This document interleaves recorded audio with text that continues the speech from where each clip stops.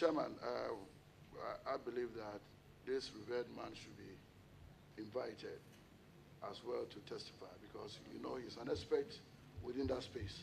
So I suggest that let's get him to be involved. Thank you very much.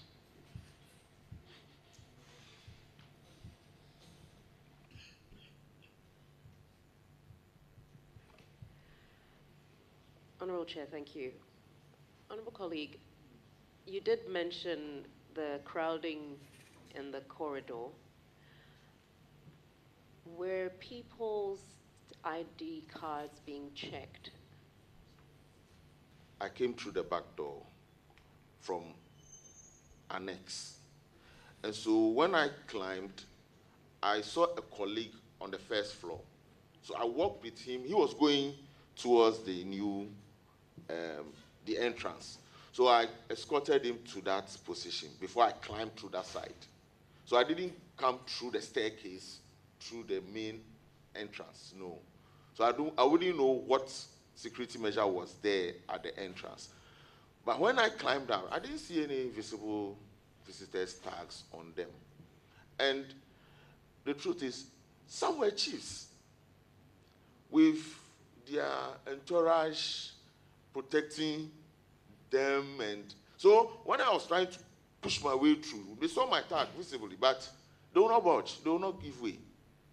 And so I didn't want to push further, so I just went downstairs. I know my way around, so I went down the next floor and then climbed up to the other end. But there were no visible tags on them. Thank you. My final question, you mentioned that this corridor was packed. Did you find non-members on any other floors as you tried to make your way into the betting room? They were on the staircase. Not on the floor, but on the staircase. There are two sets of staircases. Which one? The one used through the main entrance. Correct. Very well. Thank you.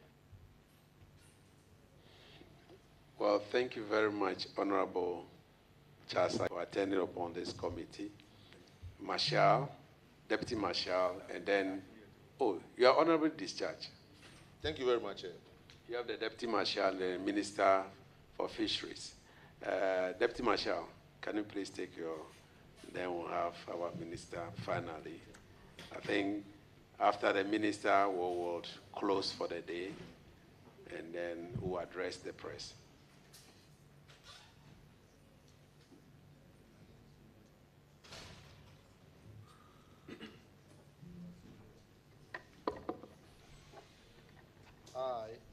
I, Wing Commander Frederick Bauer, Swear by the Almighty God. Swear by the Almighty God. That the evidence I shall give before this committee. That the evidence I shall give before this committee. Touching the matter in issue. Touching the matter in issue. Shall be the truth. Shall be the truth. The whole truth. The whole truth. And nothing but the truth. And nothing but the truth. So help me God. So help me God.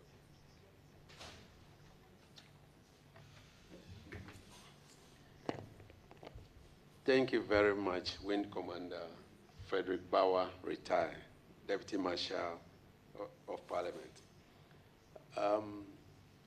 You were here when we played the video. Yes, Mr. Chairman. Wednesday and today. Yes, Mr. Chairman. Did you see Wing Commander Bauer retire in any of the videos? Mr. Chairman, I did. So that means that he was here on 30th of January 2025. Yes. Deputy Marshal, can you tell us from your point as Deputy Marshal? Thank you very much, Mr. Chairman. The day in question saw a lot of supporters of nominees filling up virtually every space we had within the parliamentary princess.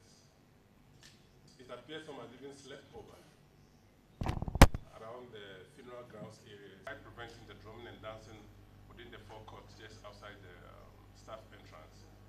These were the activities happening, but around 21:45, we came up here and noticed that there was some disagreement among committee members as to whether betting was to continue or betting was to stop.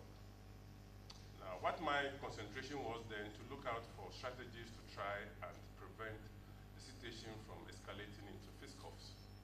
So we're looking around to see what was going to happen and how best we could solve the situation. And in most of the cases, we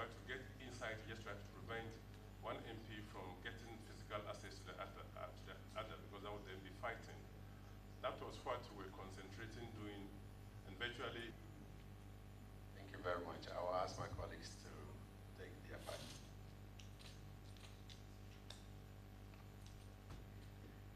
Thank you.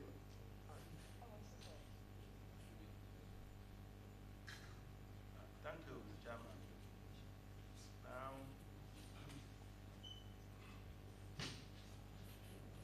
We saw the videos, and your short testimony says that protesters, so they are coming out one on. I've seen it, and so they are coming out one on. I've seen it, and so that day, the people who came were they all properly admitted into the presence of Parliament. Thank you very much, Mr. Chairman. Mr. Chairman, on the day in question, what we tried doing was to prevent buses from busing people right into the compound. But admittedly, the entire parliamentary process does not belong to us. The state protocol area where funerals are conducted is virtually out of our control. On several occasions, funerals are organized there, vehicles are parked there, and we virtually have no idea. Sometimes these funerals can go deep into the night. So on the question of whether all these were properly admitted, Mr. Chairman, the whole environment is not ours. Had it been that we have an area carved out called Parliament, then we could probably ensure that strict access is granted into that space. But people are not particularly prevented from walking to the princess because there are other institutions that we occupy the general area with. So, are you saying that it is not possible for the marshal advance to put in place any measures to control the area that you would have considered to be the area of Parliament as against the whole area within the presence of Parliament? Do you have any place that you can carve out that that is the place where you can say that from this point we are in charge? Do you have any sight? Thank you very much, Mr. Chairman. We've made proposals, and I'm sure it's being considered by management, but it's still in the drafting point. So if that is considered, I'm sure a team might be constituted to see where best can be carved out and what measures we can put in place to make sure that there's a certain area we can at least have effective control over and put in place the proper access control measures so that uninvited guests are not then find their way into our close perimeters. Finally, we understand, we have been made to understand as a committee that cards were issued to allow people to come into this particular place. The rest of the people were left outside, and there was nothing to use in controlling them. Do you think that that particular situation is helpful? Thank you very much, Mr. Chairman. First of all, we reconfigured the foyer down there with a number of chairs. About 200 chairs were organized there with television screens on to transmit this process live for those who were coming and maybe it wasn't their time to come in. But Mr. Chairman, the numbers we had on that day, chiefs came. I mean, the chief would come with one invitation card, but he had 20 people following him. They are well accosted customarily. Even the police were put in there to stop them. Sometimes, as a matter of traditional courtesy, would end up, giving way for them to come because some of these people were elderly, and that was a challenge. So, at the end of the day, they allowed them access up here just to see what was happening because they would tell you they came all the way from Wa, from Damango, and these were the challenges they had down there, even though we had put measures in place to prevent that if you didn't have a card, invitation card, you wouldn't find yourself into this room. But if a chief comes and his entourage is about 15, there's one card. Chiefs do not walk alone. Those were the challenges.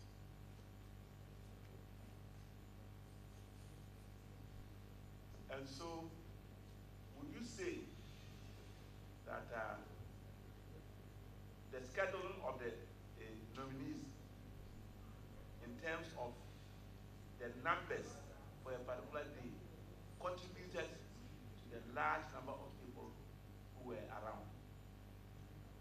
Mr. Chairman, I may not be able to talk to the scheduling of nominees on that day because my concentration was how best we could order here and make sure we don't have things escalating.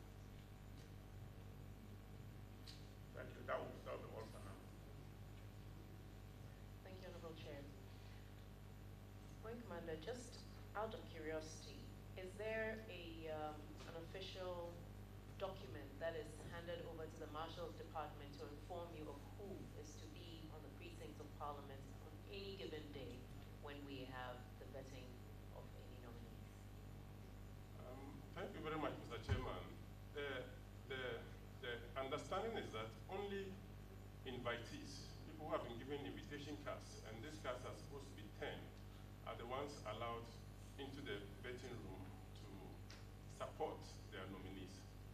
But Mr. Chairman, this is the people's house.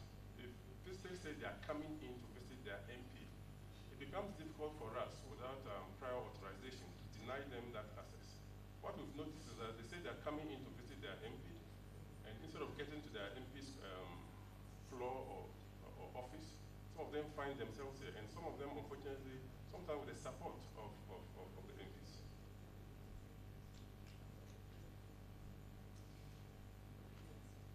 Thank you very much, Honorable Chair. I'll ask the question again. Is there a document that comes to the Marshal's Department with the exact specification of who is meant to be in the appointment room on any given day? Officially, do you have a list of who is supposed to be here? Yes, Mr. Chairman, that document counts, but on this particular occasion, I think the certainty of who was to be vetted on the particular day, clarity wasn't there. And what I noticed was that on the Wednesday, we had to go and bring in Oliver Vermaho. In fact, I had to take the summon to him, and so sitting was suspended. Was not done on that particular day. So I suspected that the leftover of the Wednesday were shifted to Thursday, which then increased the numbers, because most of those visitors for Wednesday had already come with supporters who were in the compound already, and where to sleep was a challenge. But when we were going home on Wednesday, myself and my colleague, we realized people were making do with the spaces just to find a place to sleep, and it was pathetic because most of these were elderly females. Thank you. So, Honorable Chair, just to state for the record that there wasn't a formal communication to the Marshal's Department stating that there was a shift and there would be more people and who those people were. Is that correct? Is that correct? None that I saw. I might need to confer with my colleague to see if he saw that formal communication, but to my person, I did not see that, because on that Wednesday, it was late when we took the summon to the gentleman who was supposed to appear here, on the other day. So I wasn't back enough to check the mails, so I would then need to confer with my colleague to see. Please do confirm and let the clerk know before we finalize our reports. We want it to be part of the report. Yes, Mr. Chairman. Honorable Chair, I would like to find out whether, apart from the invitation cards, people who were granted access were given tags or ID cards as proof of having been admitted. Thank you very much, Mr. Chairman. That's the normal visitors procedure. Once you enter the premises, you are directed to the Parliamentary Visitors Center, where some details of yours are taken, and then you are given a visitor's tag. And then you go to the particular floor or particular MP you are looking for. But on this particular day, I think even way beyond the 1700 hours that normal visitors come in, others had trunked in. And frankly speaking, they didn't all go through the visitors center to get identification tags. So we kept most of those ones at bay down there, and they were in the foyer watching TV and watching the proceedings.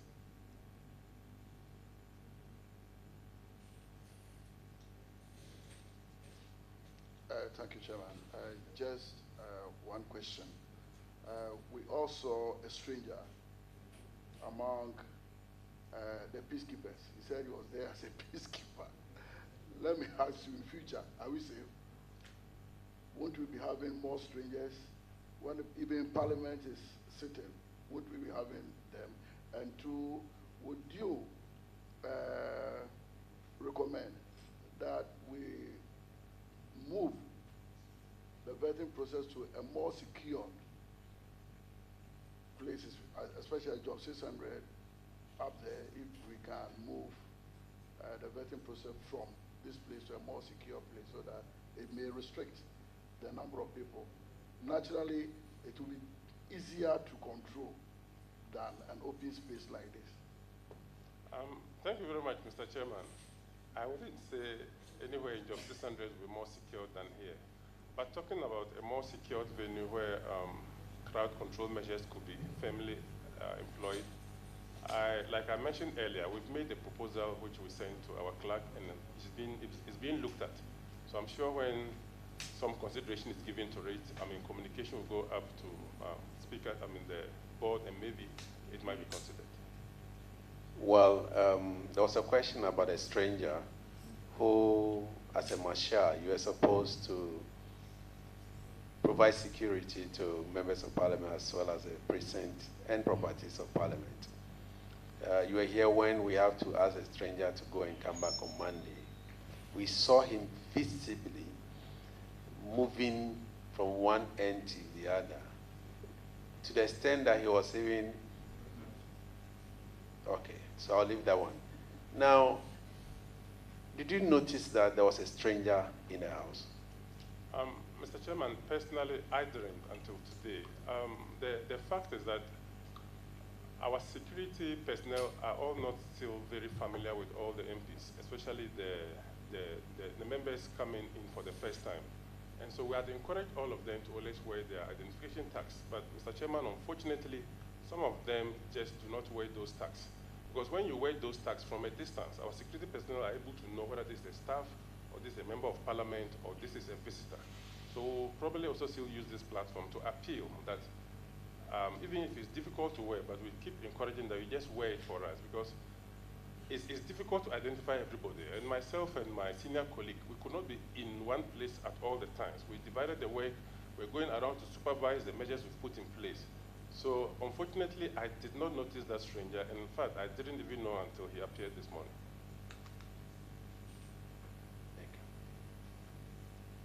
Thank you, Mr. Chair. Marshal, do you think that perhaps your response could have been quicker? When the chaos started and you entered, you were not in the room at that time, were you? Mr. Chairman, around 21:45 was when we actually got up here, because we were controlling some other issues downstairs. And when we entered, what we usually want to do is that arguments and disagreements are allowed in this house because of the democratic dispensation. What we try to do is to prevent physical contacts, fisticuffs. So when we enter and members of parliament are screaming against each other, we diplomatically are unable to assist with that, because if you try, you must walk a thin line not to be seen as belonging to A or B. And in observing that thin line, we get a bit too careful before we intervene. And when we intervene, we end up putting our bodies in between the two so that they don't have an open fight. But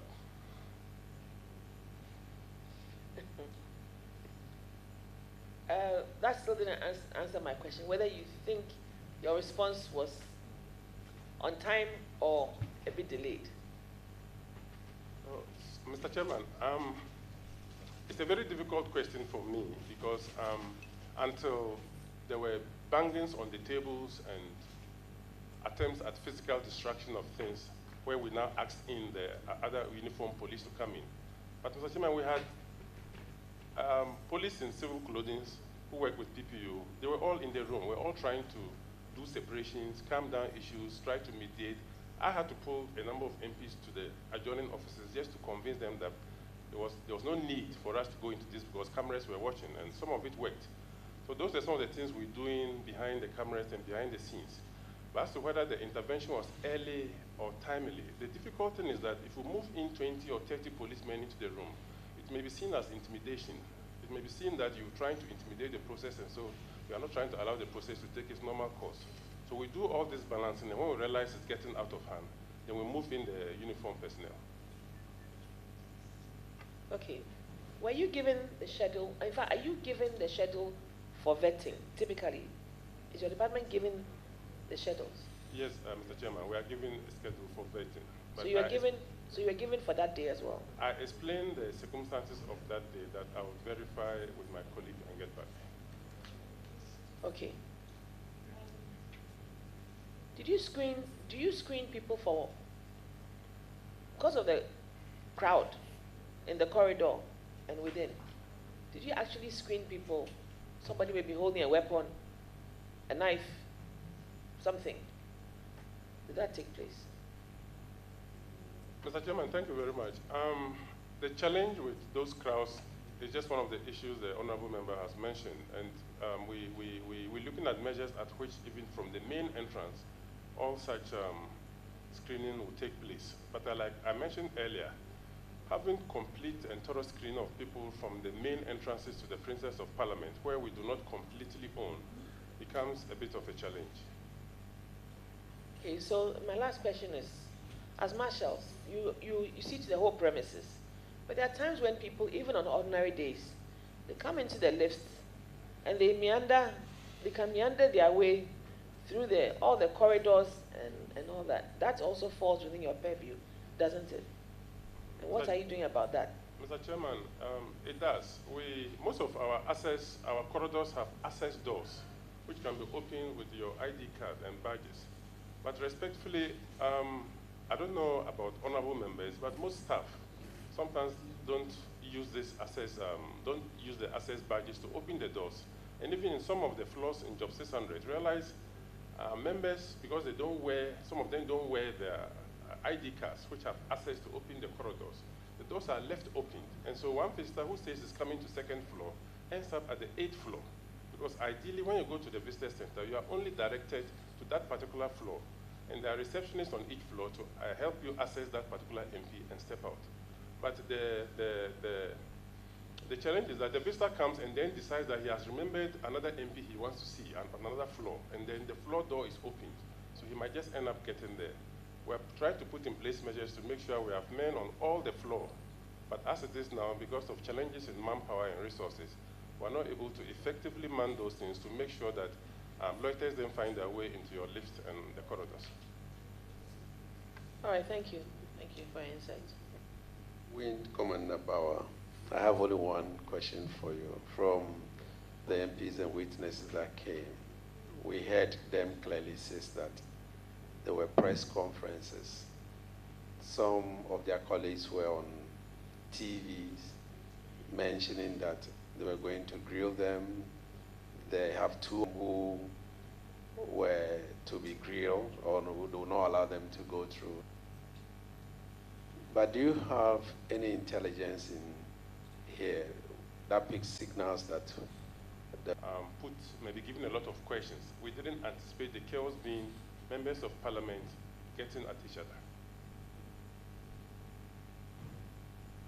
I hope you have reported this to management officially. You've given your report about the situation to management.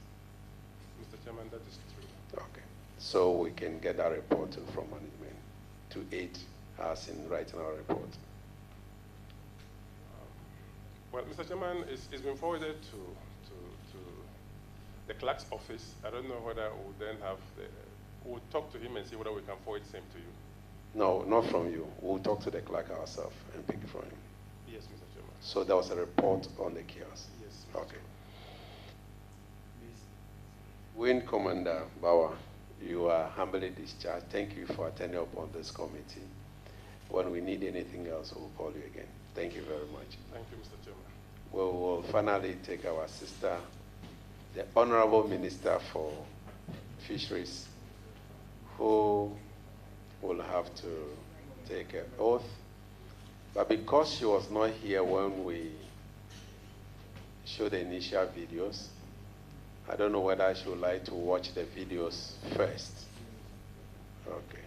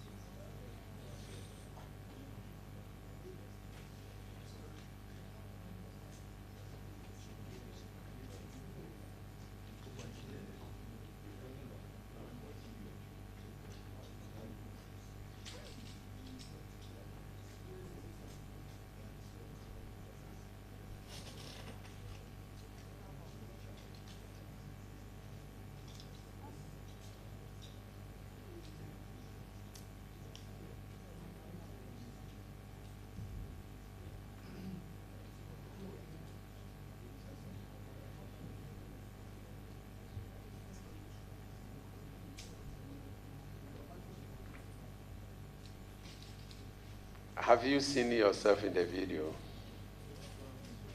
Okay.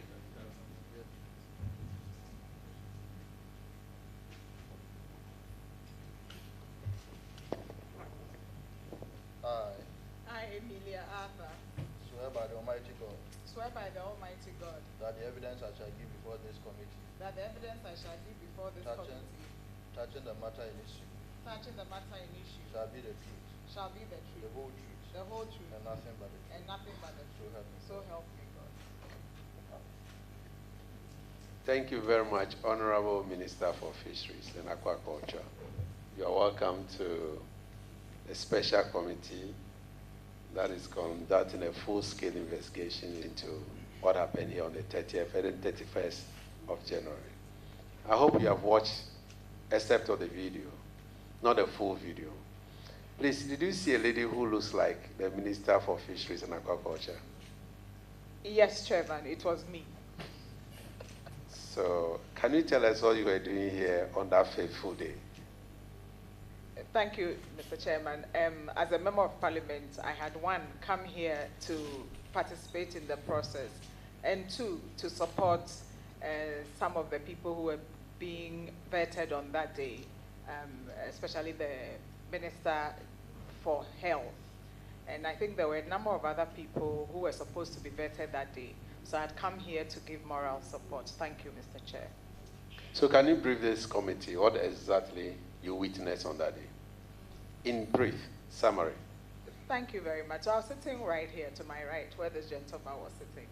And one vetting had finished and we're getting ready for the other one, particularly Honorable Akandos.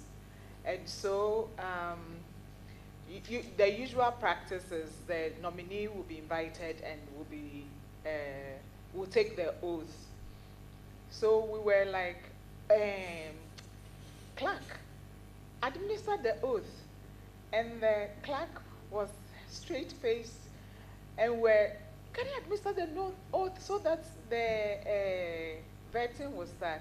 And she said, I recall. She said, no, I am waiting for instructions from my leadership.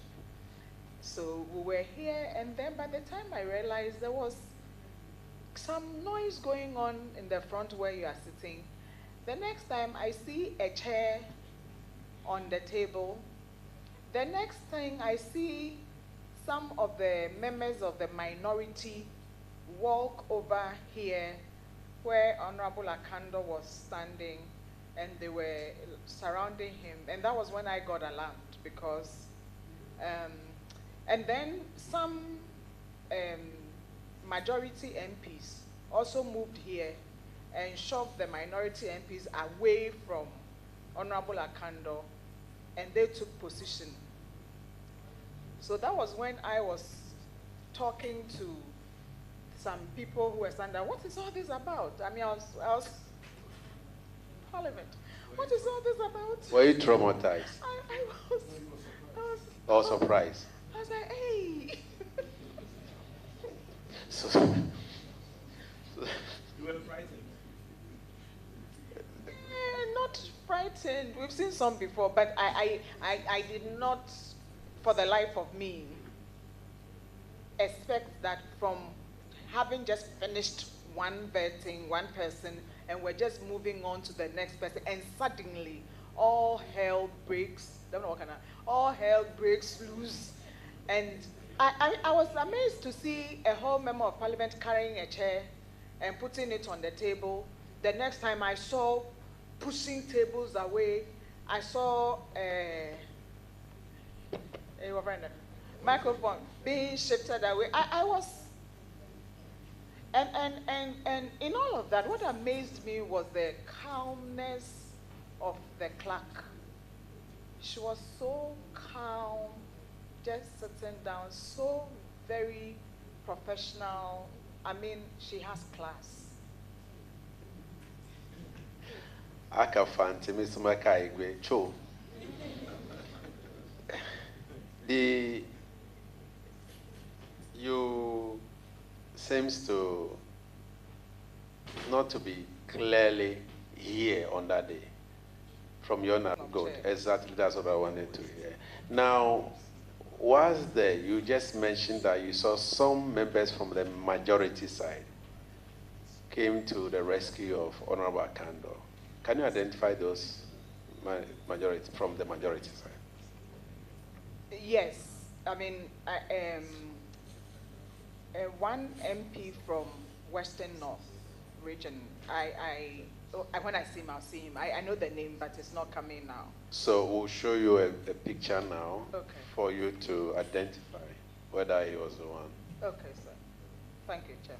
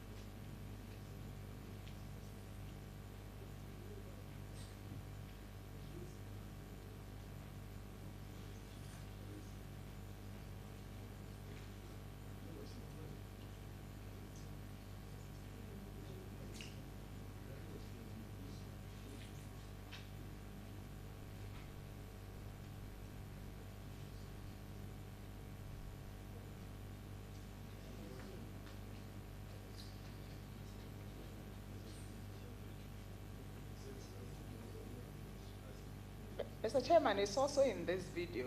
I don't know if I can. Yes, so what?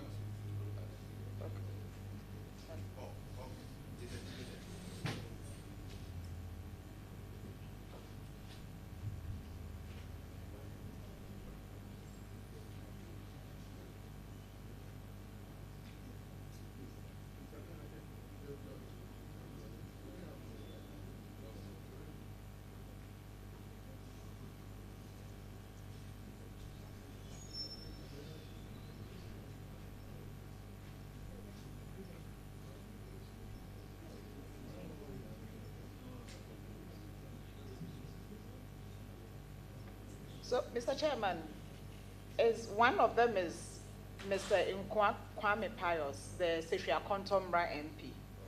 He came by to shove away the minority MPs that had come to surround Honorable Akando. Then there's a second one I can see in the video back. His picture, I haven't seen.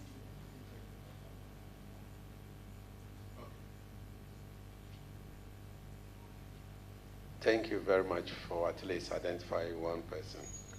Now, honorable colleagues, do you have any question for the witness? Thank you, Chair. I want to find out. You said the honorable member for Akontomra came to give some protection. Was he under any threat at that time? And who was that person? So, when the scuffle started, so when it was about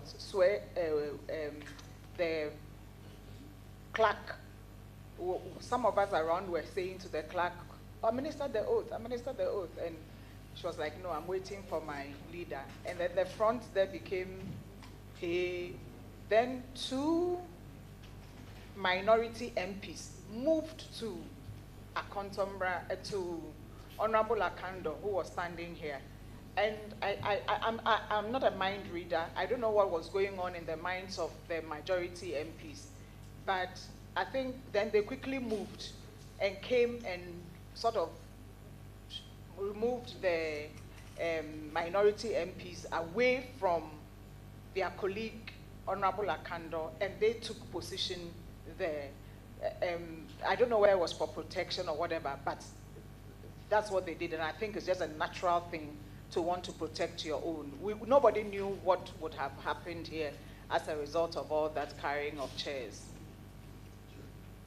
So can we also identify those minority members of parliament who moved from their location to where the nominee, can you identify them? When I see the pictures, I can identify. I remember one fair-colored one. I don't recollect the name, but when I see the pictures, I'll be able to tell.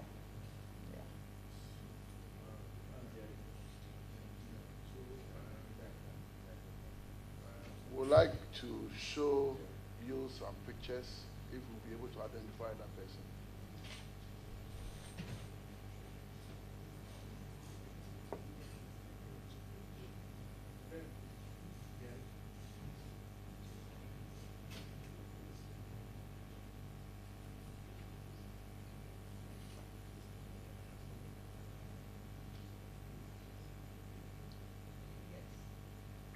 Yes, I recognize Mr. Shaib Ahmed Jerry Wejagbawi. I recognize him being one of the people who came to. His intention for coming to stand by Honorable Akando, I cannot tell, but certainly he was one of them who came to stand by him. And I remember me saying, what are you people doing here? What are you people doing there? Then Pius and the other came and took over. So that is the deputy, second deputy minority whip, one of the members who were suspended and recalled back. Okay. Any other further questions? Yours was so short. Thank you very much for attending upon this committee. We are grateful to you, Honorable Minister, who will call you again when the need arises. You are discharged. Thank you very much.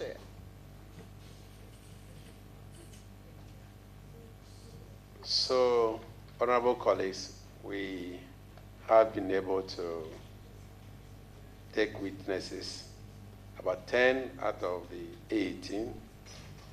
We have Honorable Ahin, Honorable Konis Dauda, Honorable Dominic Bigna Adana Nitiwo, Honorable Charles Asiedu, Honorable Patricia J, Honorable Pius Kwame Nkwa, who was just identified by our Honorable Minister for Fisheries.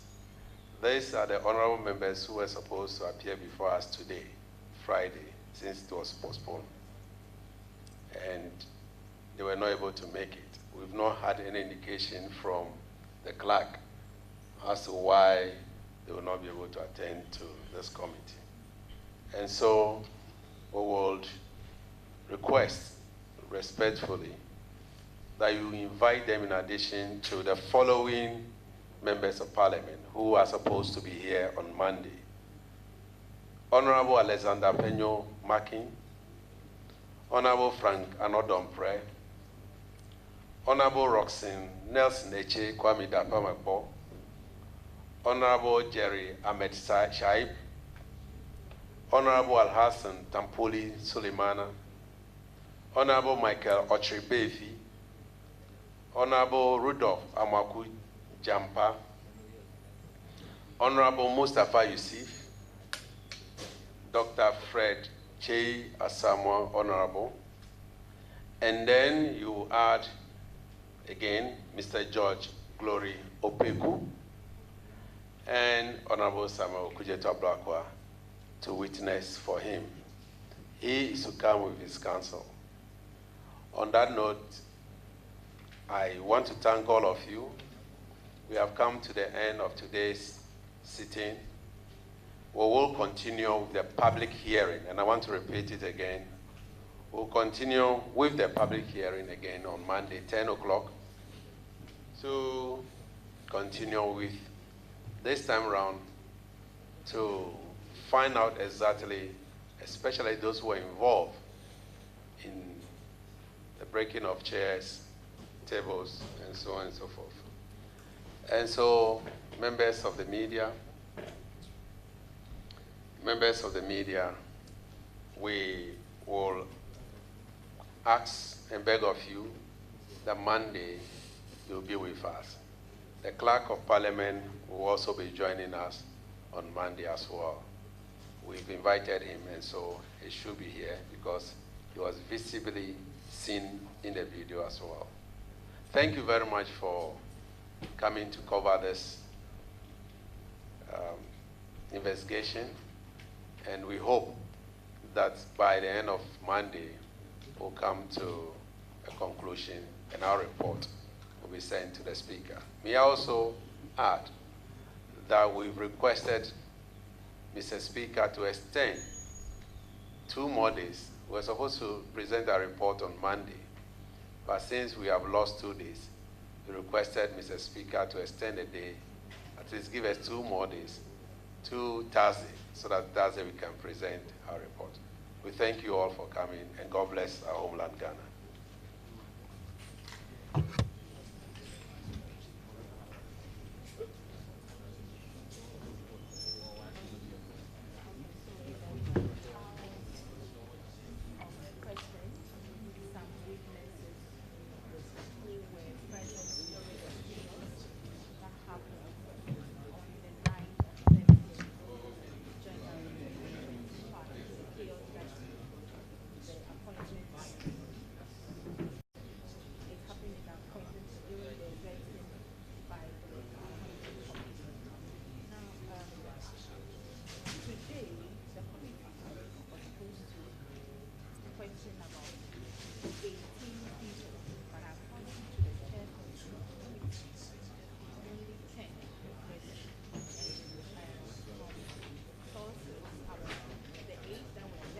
No.